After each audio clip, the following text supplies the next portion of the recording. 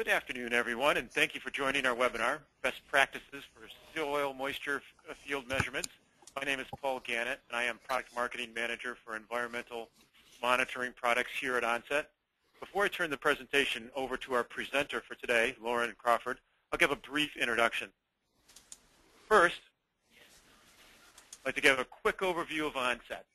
For those of you who don't know us, we are the company that makes the industry-leading HOBO data loggers. We've been making data loggers since 1981 here in Massachusetts on Cape Cod, where we design and build all of our products.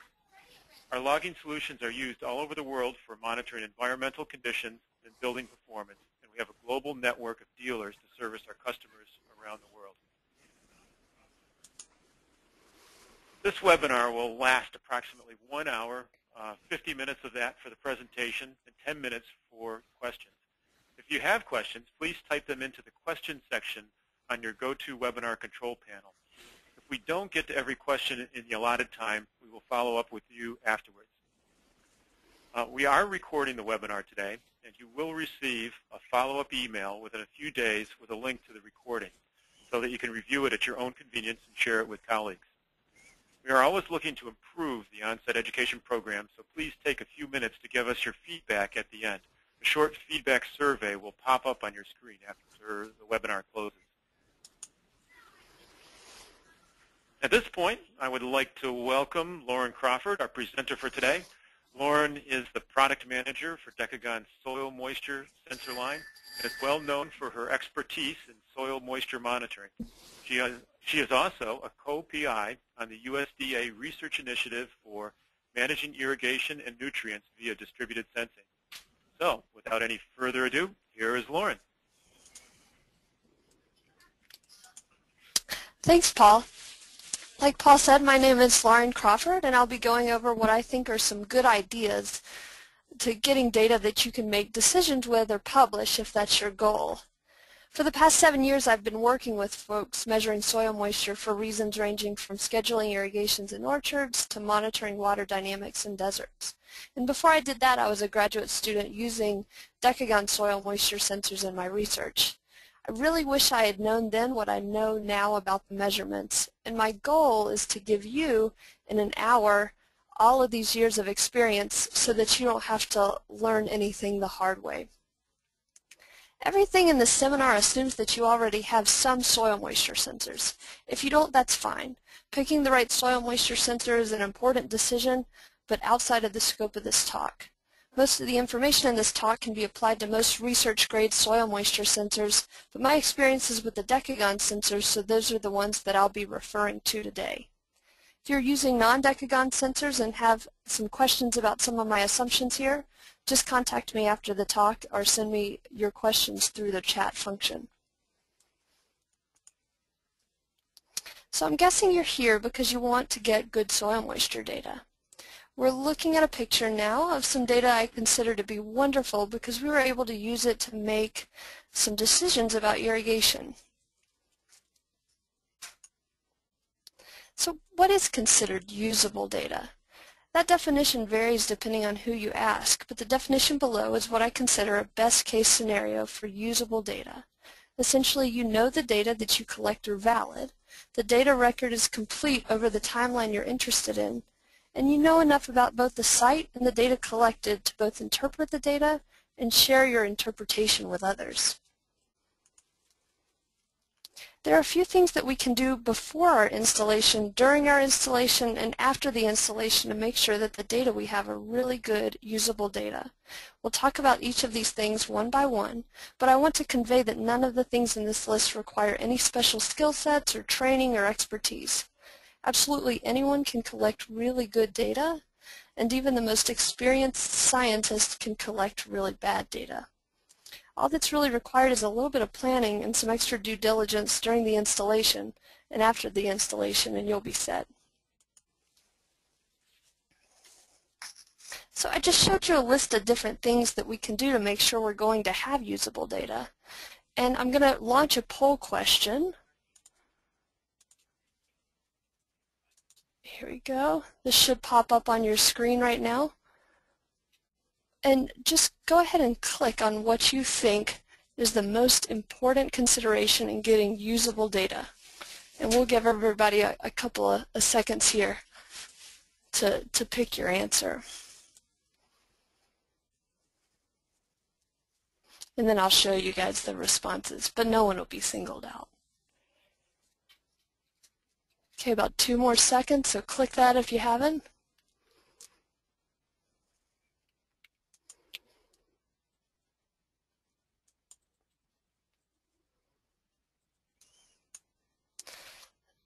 So you should be seeing now the results of this.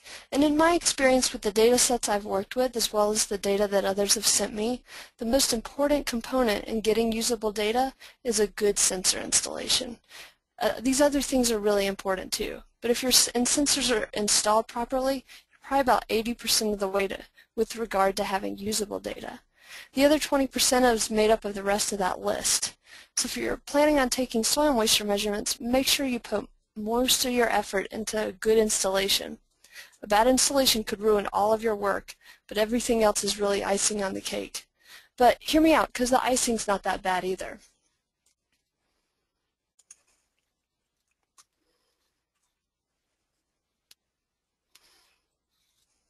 Sorry guys, it looks like I lost my pointer here.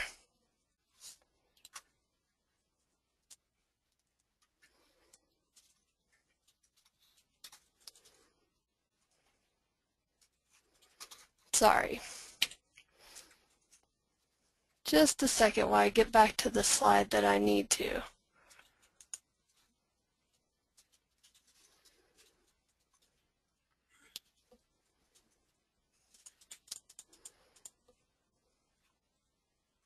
I'm just going to relaunch this so we're all on the same page. Okay, so pre-installation. A couple years ago, we had a study group here at Decagon where we read and discussed Clark Topp's seminal paper, which was the first publication ever describing continuous electronic measurements of soil water content using TDR.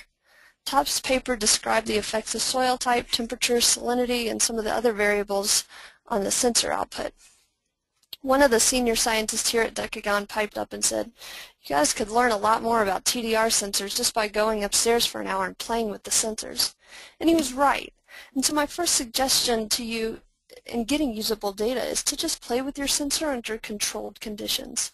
What does the sensor do in air? What does it do in bone-dry soil? What about in saturated soil? What if you put it in salty water in the soil?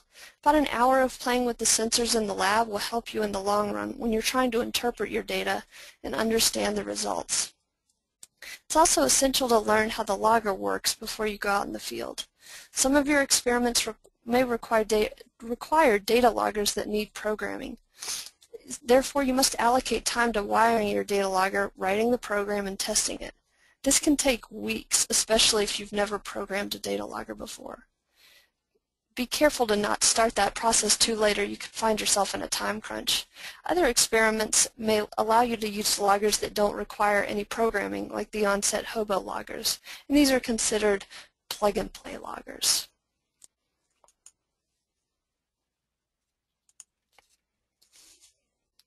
Selecting the location where you're going to monitor soil moisture is certainly a non-trivial step for most people, including myself. Most people know why they are going out to measure soil moisture, but that thought is often forgotten when folks get out into the field and see all the possibilities. So when you're out there, remind yourself why you're there and choose your location accordingly. Try to think about all the possible sources of variability before you go out in the field. Do you know how they will affect your goal for data collection? If you're collecting data over time, some of the sources of variability may not affect your goal at all. You're never going to be able to monitor all of the sources of variability, but it's good to monitor the ones that will affect your goal the most. There's a statistical way to decide upon a lot of these things, but my suggestions here are meant to give you kind of a first pass at experimental design.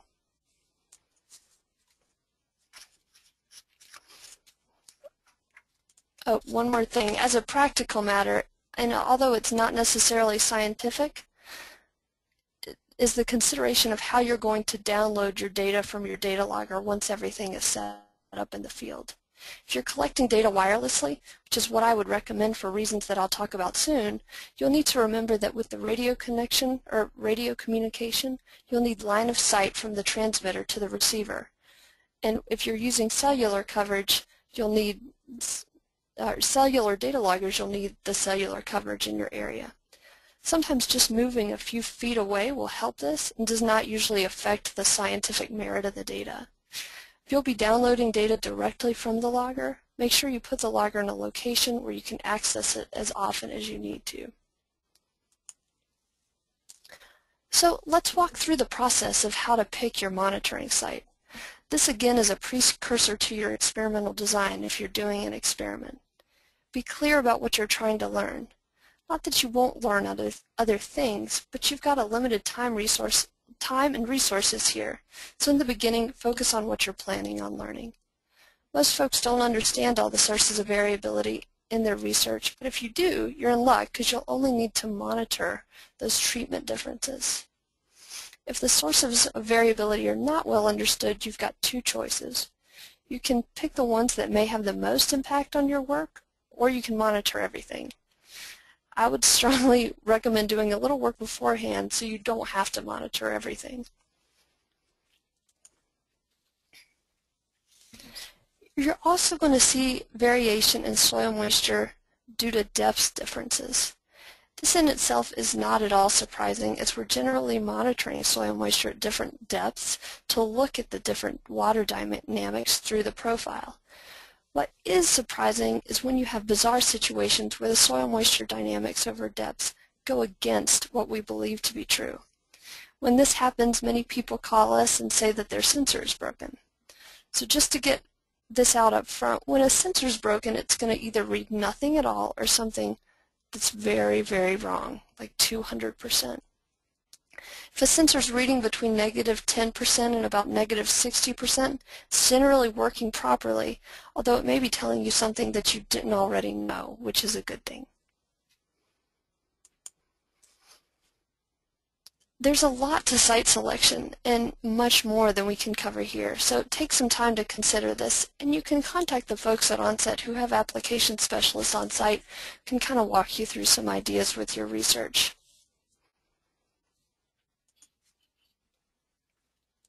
I'm not going to spend too much time on this, but I did want to point out some information that you can take in the field with you to help you with your data interpretation later. I've put together a site characterization worksheet with Onset with all the information and more that you could request during a survey at the end of this presentation.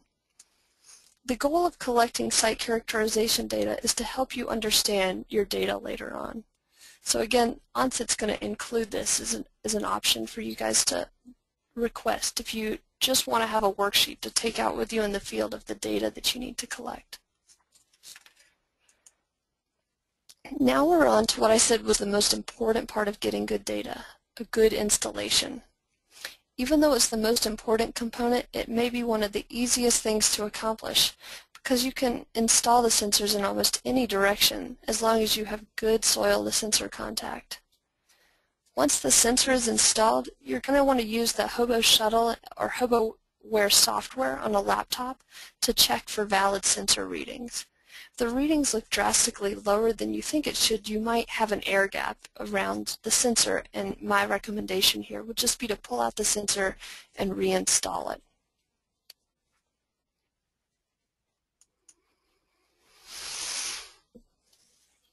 I was reluctant to include this slide as well, but I've been taken out to so many installations where folks don't remember what sensors at what depth that I wanted to put it in as a reminder. Folks, including myself, take notes in notebooks or leave notes in the data logger, which is sometimes fine, but things get unplugged and plugged back again. Projects change hands, and one technician may not have the notes from another technician. It's just good practice to label the sensors with a piece of tape. So Onset's Decagon sensors already have the sensor type labeled, but I would go ahead and make sure you just include on that piece of tape the depth that you're installing the sensors. If you're working with a lot of sensors, you could even consider an electronic tagging system, which can be read with a barcode scanner.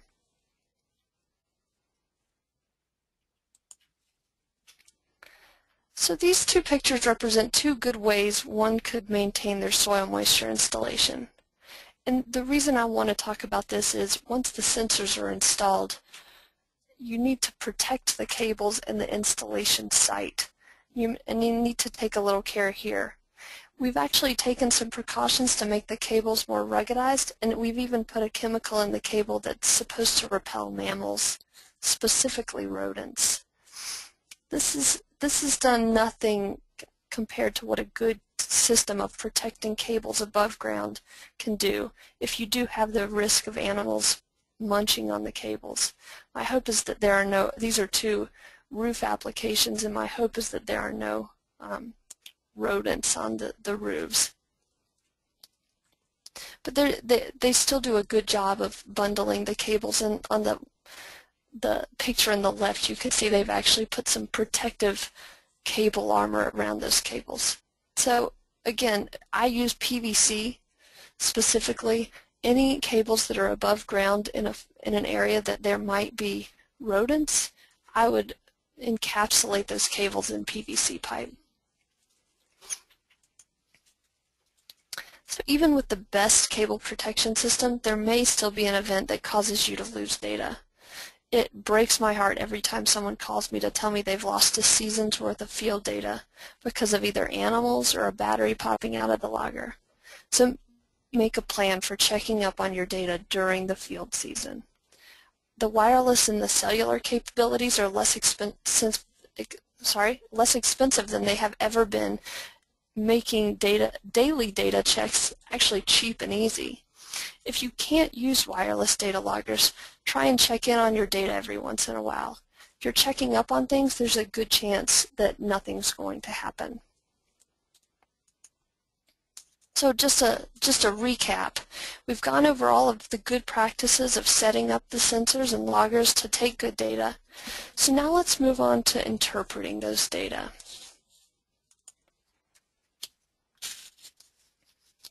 I want everybody to take a good hard look at this data set. And I'm going to walk you through an interpretation of that I had. And this is from a couple of years ago. You could see the date is 2010. I presented this data set at an irrigation conference I was attending in Spain. The data set's from a vineyard where the soil moisture sensors were installed at 30 centimeters and 60 centimeters depth in a Palouse silt loam soil. On a particularly hot day that I've circled here, the viticulturalist irrigated a lot more than he normally did. So he was trying to deficit irrigate, and he irrigated about 30 hours via his drip system. So when I showed this data set and gave my explanation about what was occurring here, I was met with fairly adamant disagreement. Some agreement, a lot of disagreement, some of which was in Spanish, which I don't speak. But the big question here, the point of the disagreement was that we had 126 liters of water applied, and why didn't we see any changes in the soil moisture at 60 centimeters?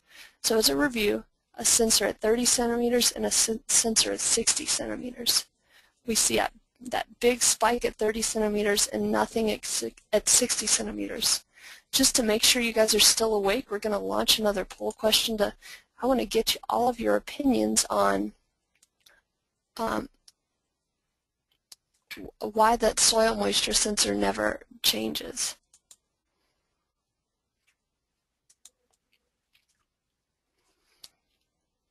So I'll go ahead and give you a couple minutes here.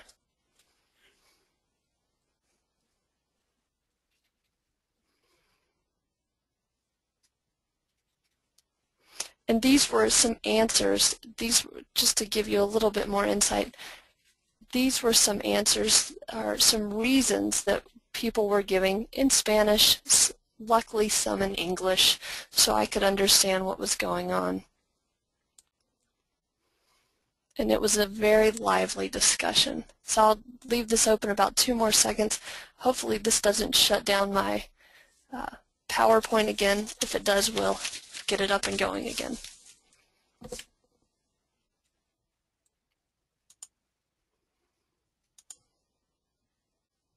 Okay, so I'm sharing the results here. I thought that the reason was that the rate of evapotranspiration was higher than the rate that we were applying. But all of these other reasons, including that the sensor was broken, came up with this discussion. It was a very fun discussion.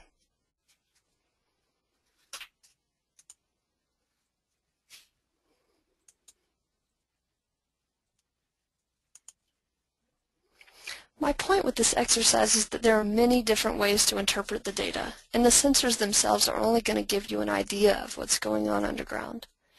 When you're approaching your data, consider a handful of different things that the data could be telling you. During the year, take notes of what's going on to help you out at the end of the year. If you have other spatial data, consider your data set as it relates to those other data sets. We're going to go through a couple of ways you can look at the data in a little bit different way to hopefully help you to understand it.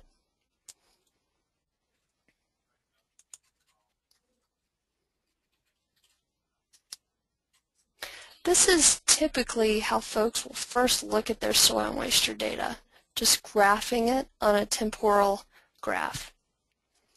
Note that in this example, our sensor at 120 centimeters has a higher water content than both the sensor at 90 centimeters and the sensor at 150 centimeters.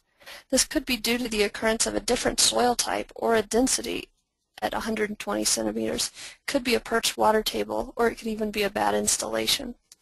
You might have to go out in the field to figure out which one it is. However, we're going to keep going with this data set.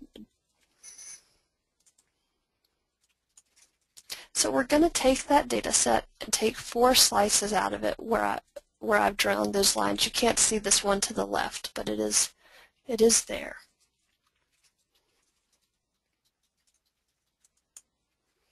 Now we're going to graph those 4 slices to show how the water content changes with depth. So we were looking at temporal, and now we're looking at water content as it relates to depth. We can integrate under the lines to tell how much water was removed from our soil profile throughout the summer. This is the same data set that we just looked at. It's just displayed in a different way to help you interpret what's going on in the system.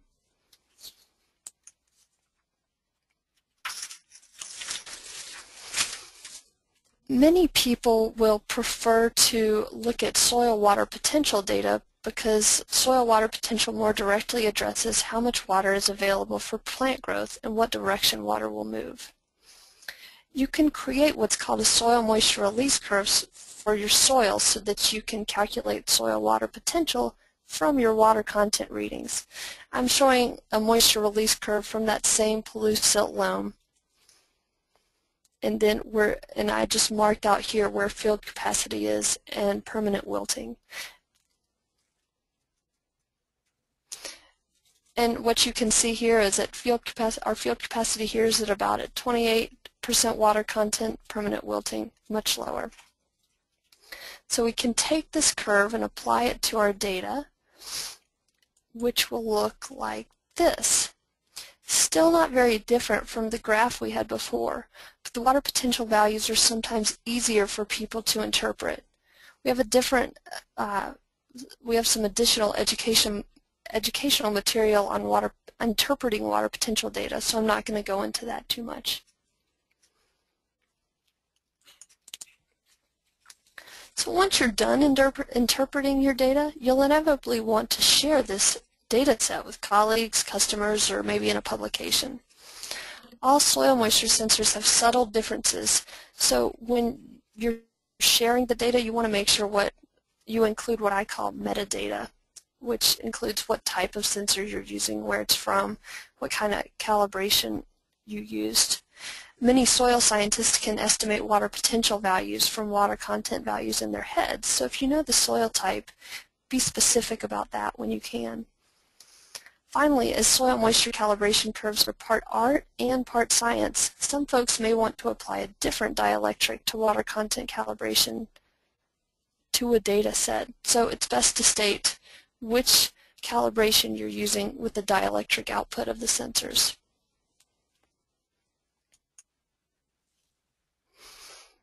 So that was a lot of information, but I'm hoping that not so much you're overwhelmed by the prospect of collecting soil moisture data. Remember, if you've got the installation correct, you're more than halfway there. Get to know the instruments before they're deployed. It's quick and easy in the lab. And don't forget about documentation, and remember that other people may need to retrace what you went through. Factor the data collection part into your timeline. If you're constrained on time, look into these wireless options. Like I said, we have made things much less expensive just through the widespread adoption of iPhones and whatnot. And ask around if you don't understand your data. You can call the folks at Onset, you can ask colleagues. People love trying to solve these mysteries, and I truly believe the folks at that conference were quite excited about the disagreement. The end result of all your hard work will be data that you can make decisions with. So we do have a few minutes for questions if you want to ask any. If we, like Paul said at the beginning here, if we don't get to all the questions, we'll address those after the seminar, but we do have about 15 minutes for questions. So give me just a second as I go through some of these. And I'm going to ask Paul to address some that are specifically about Onset loggers. So the first one here is, what is the best method for installing the sensors in dense material containing pebbles? That is a great question. Uh-oh, my questions are changing here. Sorry about that. Pebbles are always going to be a challenge, and dense material is always going to be a challenge as well. With the 10HS and the EC5, what I've seen some researchers do is make a pilot tool out of stainless steel that they can hammer in first to make kind of a just pilot holes in the soil. And with pebbles, if there are few enough pebbles that you can avoid them, that's the best option. If there are so many pebbles that you can't and you have to your only real choice is to backfill the sensor in, which isn't great. Like I said, the installation's the most important thing, but if you have lots of stones in your soil, sometimes you just have to sacrifice some of that accuracy.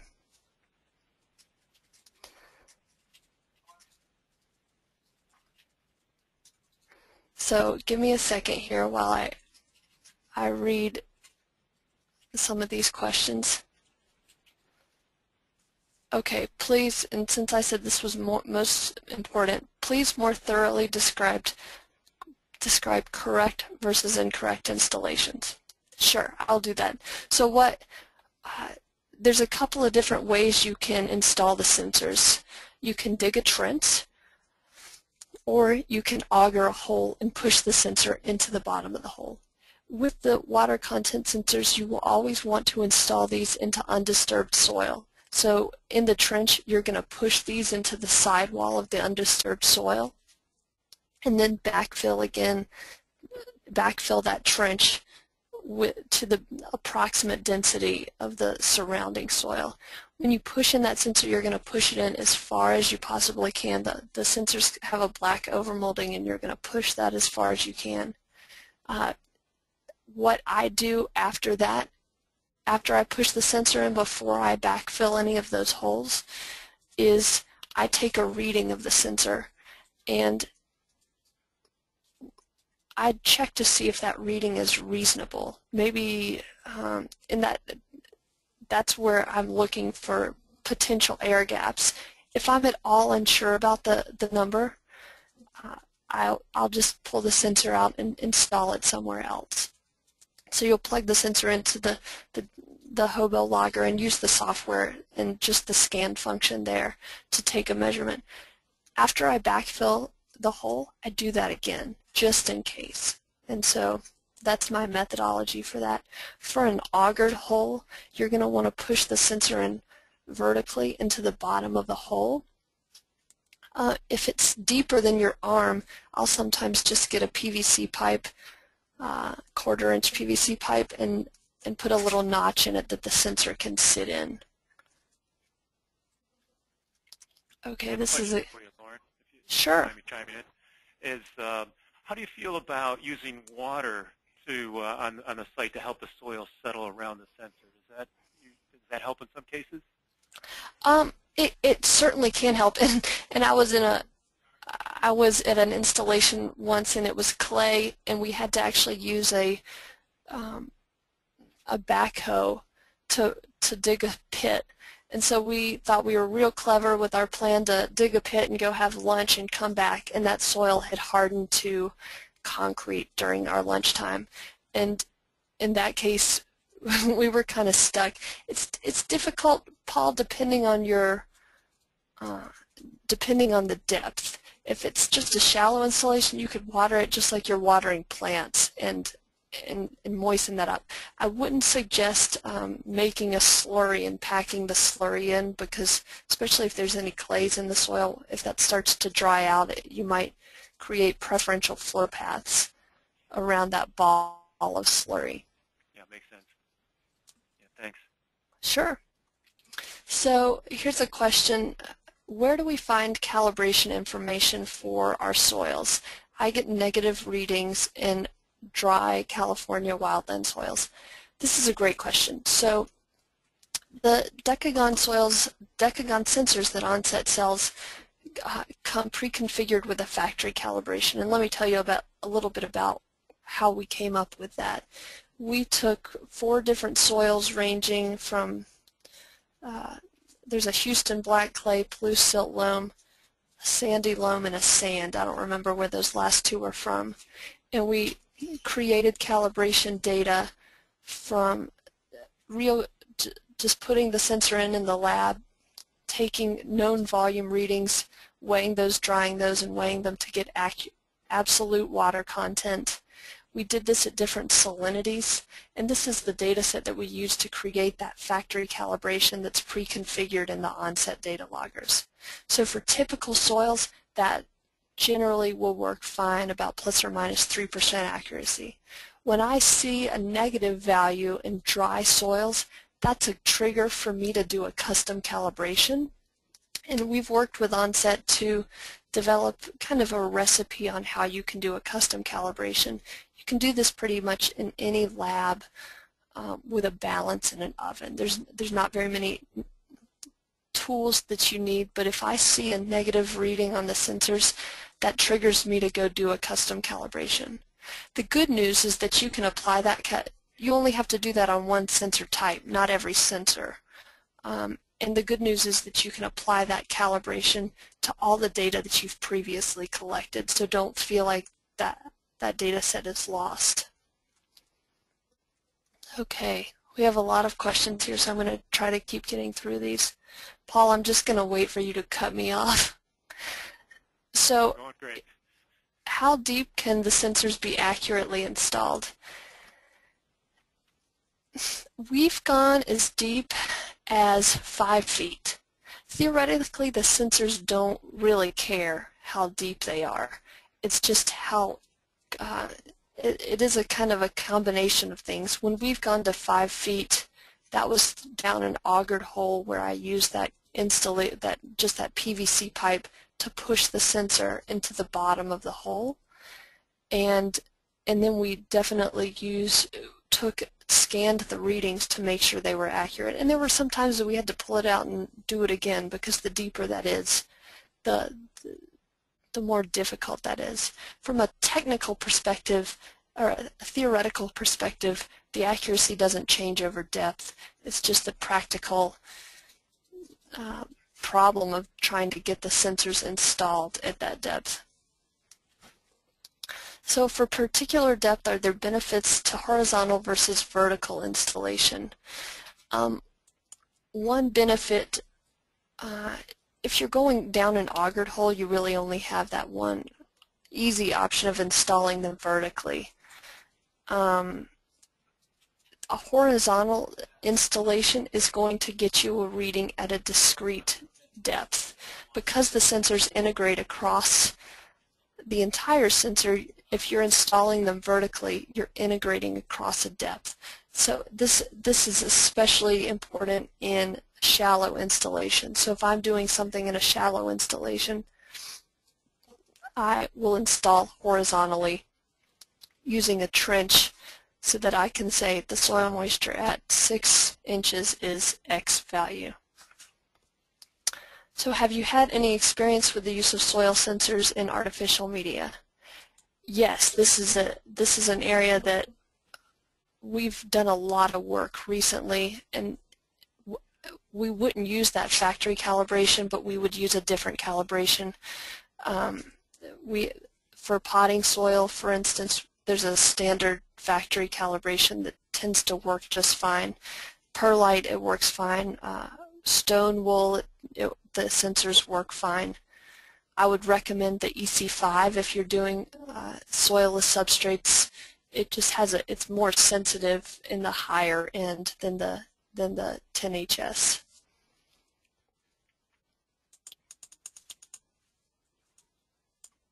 Okay, I'm going to take a sip of water here while I read some more questions.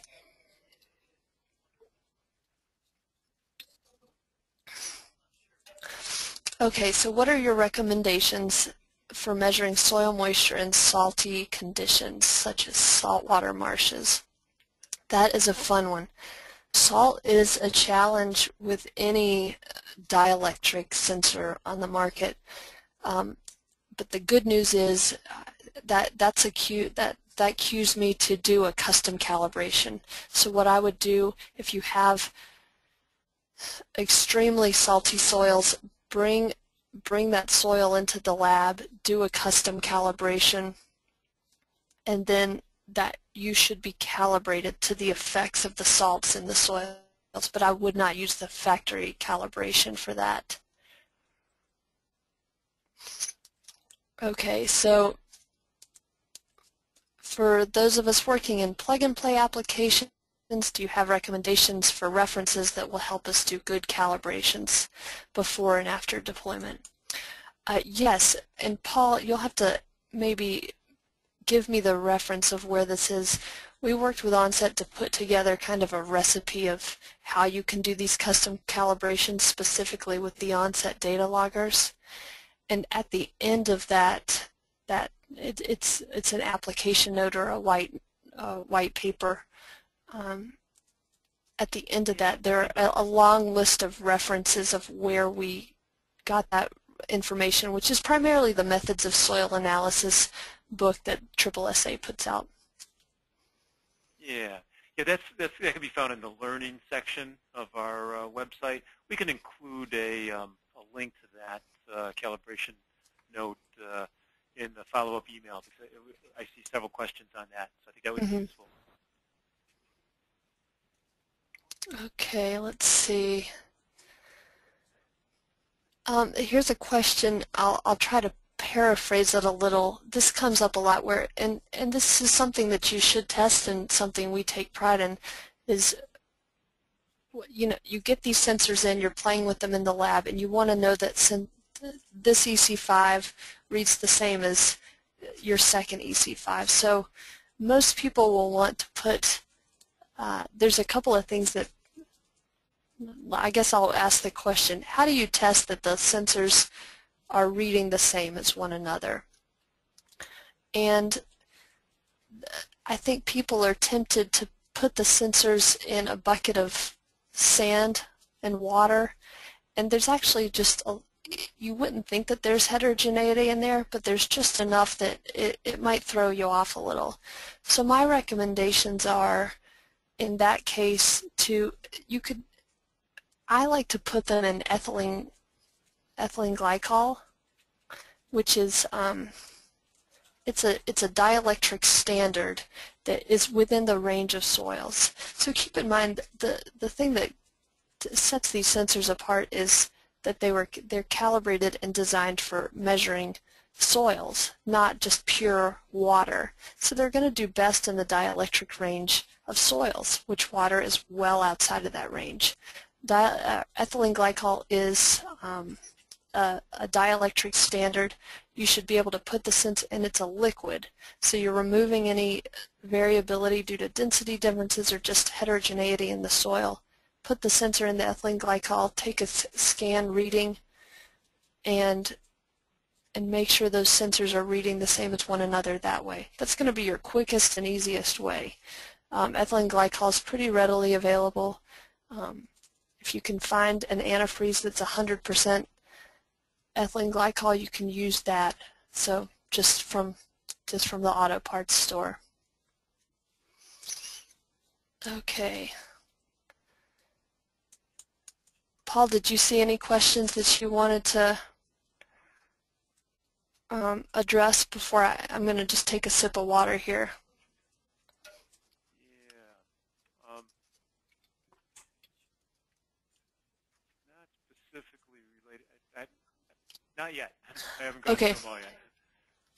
Okay, I'm just going to answer this as a clarification question. It says, how do you calibrate the sensors as they are not calibrated from the factory? These actually, there is a factory calibration that we developed, and I talked a little bit about the steps of how we developed that. You can use that, or you can do your own custom calibration, and I think Paul's going to put up a reference on how to do that. But these do come with a factory calibration, and because the onset system is plug and play, it just automatically applies that factory calibration. I do recommend calibrating the sensors before you do the installation. Your data will it'll just make more sense, and it's one less thing you have to do. And you can combine that with when you're just kind of playing with the system in the lab initially.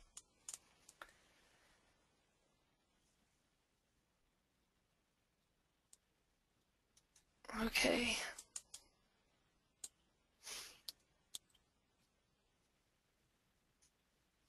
How can you avoid reinstalling sensors when really dry conditions occur that separate the soil from the sensor body? That's a really good question and a major challenge. And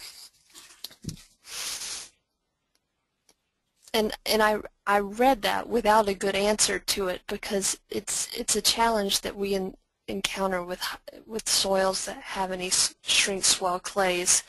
In that, what I would do, I wouldn't reinstall the sensors because normally they just swell back up around, the soils just swell back up around the sensor, but I definitely don't use the data, and I'm certainly willing to help look at any data sets. It's fairly obvious. It will just all of a sudden drop off to something that's unreasonable when the soil pulls away from the sensors.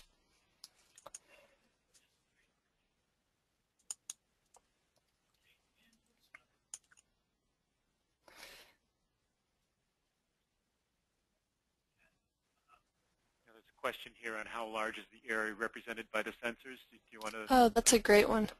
So the 10HS sensor has a volume of influence of about 1 liter, so I just think of an Nalgene bottle, and the EC5 is about 1/3 of a liter.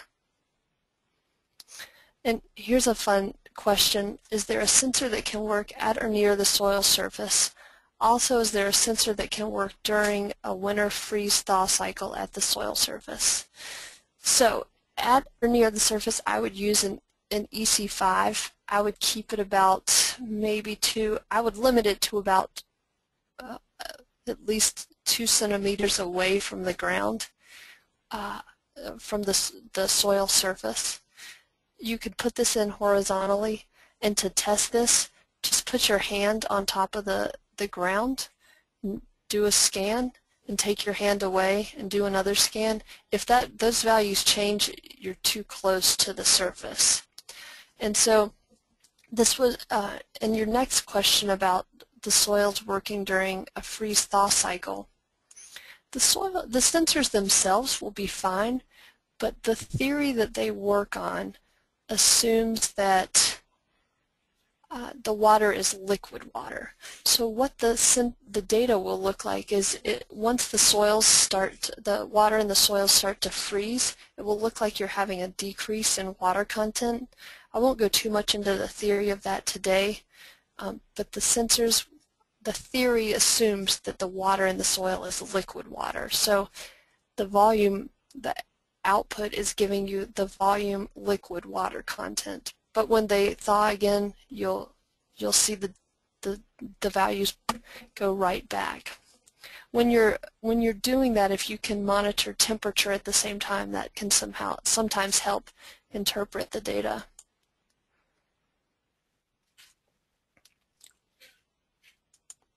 Can you auger a hole horizontally from a trench wall? I think you can. It's a little bit challenging physically for me. There's another method to auger holes at a 45-degree angle, and I've tried that, and it's difficult to get that angle, and I generally have to use some trigonometry to get my sensor depth. And it looks like your goal was to install the sensors away from the edge but keep the equipment safe. And that's a good strategy, and it's what we've done. And sometimes we'll just, the cables are long enough sometimes that you can install them where you need to and just run the cables through a PVC pipe to the edge of the field to where your sensors are. Oh, here's a fun one. Can I measure, monitor concrete or wood moisture and calibrate the probes accordingly? Theoretically, yes. We've experimented with some of this, and you're exactly right that the calibration part is the most difficult part. It's very tricky to dry wood in an oven, given that if you get too hot, you will lose the wood. But we have put these in concrete before. It's some interesting data. It's a little tricky, but it is theoretically possible. Here's a question, Lauren, that came up a couple times in regards to variations on how often should the EC5 and the 10HS sensors be replaced in the field. Oh, that is a good question. I'm glad you were able to read through these. So the sensors, that circuitry is designed not to change over time. You should not see drift with the sensors. And so I would only replace the sensors when they die. And I estimate for those sensors 3 to 5 year lifespan if you're protecting the cables. And so, but I don't replace them unless they die. They are designed not to drift, and I've never seen drifting data. Good, thanks.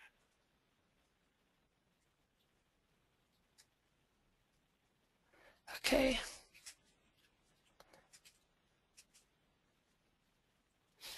What's the best way to install a sensor to measure soil moisture in the first 1 to 2 inches? I would use an EC5, and I would just put it at absolutely 1 inch below, horizontally, but referencing kind of the center of the sensor as your 1 inch.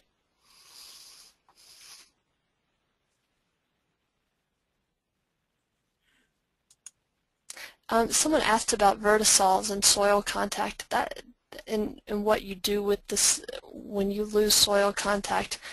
We talked about that a little bit, but I'll add this is an area that one of our research scientists is looking. They're working with a group in Texas that has some major vertisols, so I'll try to keep Paul in the loop about what we find with that. But again, it's a difficult thing, and we just try not to use. I try not to use the data when it's clearly pulled away from the sensor.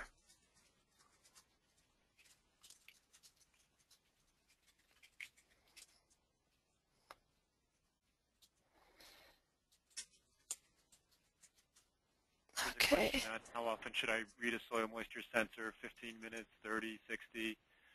Any recommendations on that, Lauren? Yeah, that's a great question. It really depends on what you're studying or what you're doing. So we have some applications. If you're out in the environment and looking at things that are only changing very slowly, there's no irrigation, then you could measure in as little as once a day. If we've got some greenhouse folks that are irrigating every 15 minutes sometimes, so they need to measure at least every 5 minutes. We get some requests to go all the way down to a minute.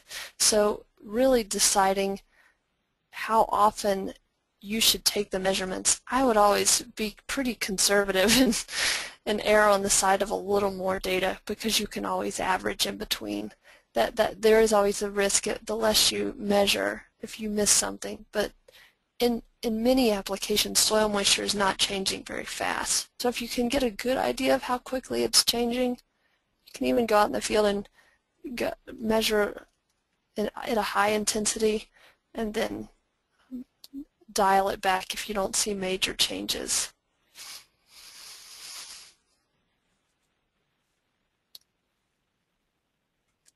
So let's see here. Maybe one or two more? Yeah, that sounds great.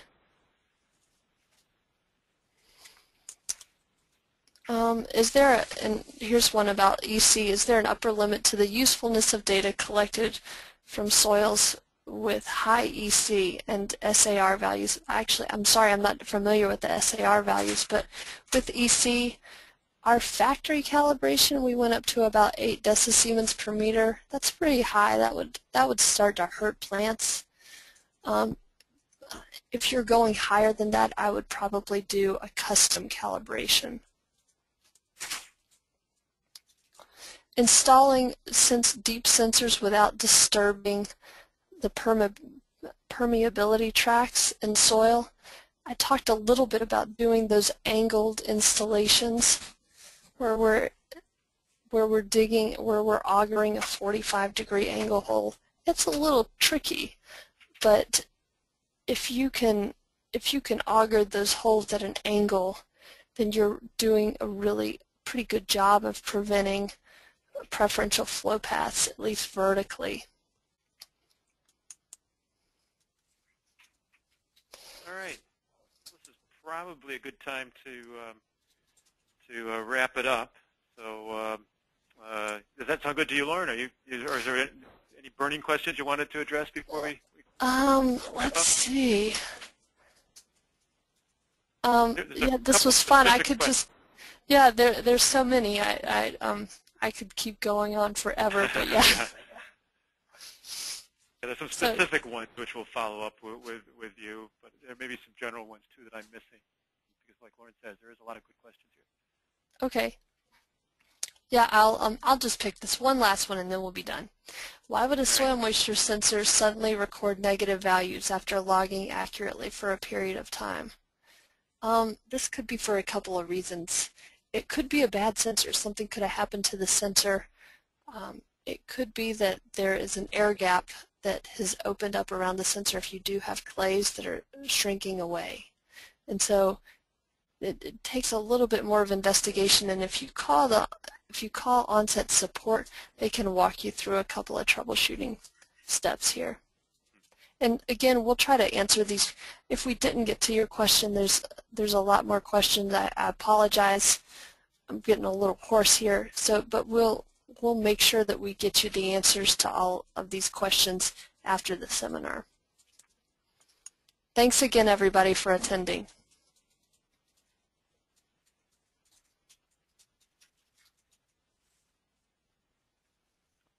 Actually, there's a couple more context slides. Oh, Lauren. sorry. Yeah, just so you have it here. We have the web address and the application specialist and technical support. Especially note the website address where you can find detailed information on all of our data loggers and sensors.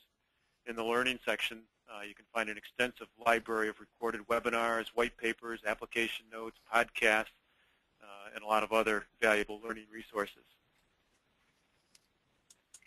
And at this point, I would like to wrap up by saying a big thank you to Lauren for sharing her expertise with us here today. And I'd also like to thank all of you for attending our webinar, and I hope that you found it well worth your while.